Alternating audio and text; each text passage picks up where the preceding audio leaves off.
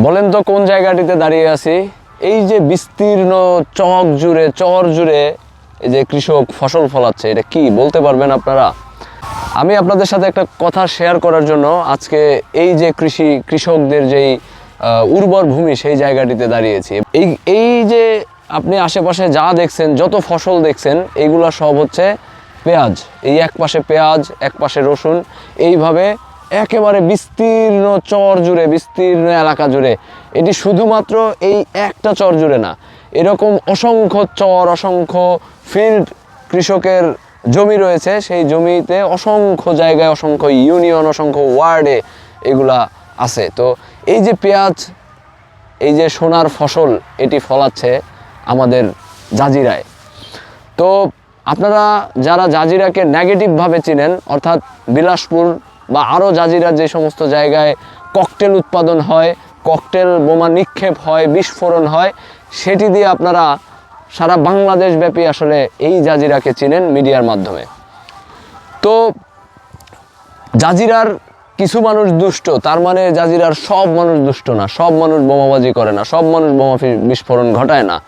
জাজিরার বেশিরভাগ মানুষ এই কৃষিকাজের সাথে সম্পৃক্ত। এই যে এইখানে রসুন ফলাচ্ছে, এই যে এখানে পেঁয়াজ, আপনারা জানেন যে বছর শেষে, অর্থাৎ একটা সময়ে যায় পেঁয়াজের দাম অনেক হয়ে যায়, হ্যাঁ, একটা সময় রসুনের দাম অনেক হয়ে যায়।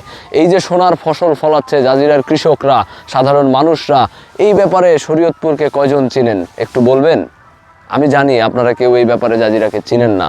তো আমি আজকে আপনাদের সাথে এই বিষয়টি শেয়ার করার জন্য এই যে এই চকে এসে দাঁড়াইছি, যে জাজিরার মানুষ শুধু যে বোমা বিস্ফোরণ করে, অর্থাৎ দুই একজন বোমা বিস্ফোরণ করে ওই এলাকার, পুরো এলাকার নামে বদনাম হয় যে এই এলাকা তো বোমা বিস্ফোরণের এলাকা।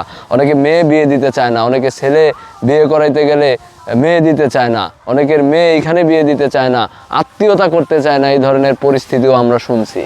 তো আমি আপনাদেরকে বলবো, জাজিরার সব মানুষ খারাপ না, দুই একজন আছে দুষ্ট, এটা সব এলাকায় আছে, এটা আমাদের এই জাজিরাতেও আছে।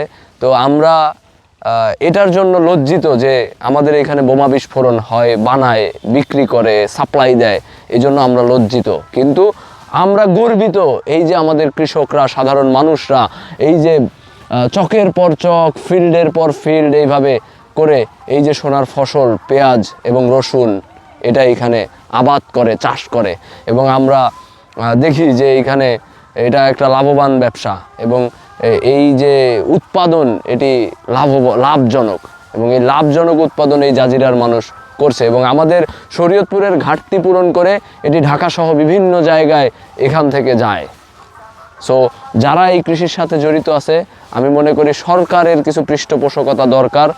কিছু ফিল্ড দেখলাম ফাঁকা পড়ে আছে, অর্থাৎ কেউ কেউ অর্থের অভাবে সেখানে হয়তো চাষ করতে পারে না, অথবা সরকারি কোনো পৃষ্ঠপোষকতা, আধুনিক যন্ত্রপাতি, এই সমস্ত জায়গায় যদি কৃষকদেরকে সহযোগিতা করা যায়, সেক্ষেত্রে আমরা মনে করি এই পুরো এলাকা জুড়ে এই পেঁয়াজ এবং রসুনের চাষ হবে। অর্থাৎ ভারত থেকে আমরা যেটি আমদানি করি সেটিকে একেবারে ক্রস দেয়া যাবে যে না, আমরা ভারত থেকে আর কখনো পেঁয়াজ কিংবা রসুন কোনো কিছু আমদানি করব না। ধন্যবাদ।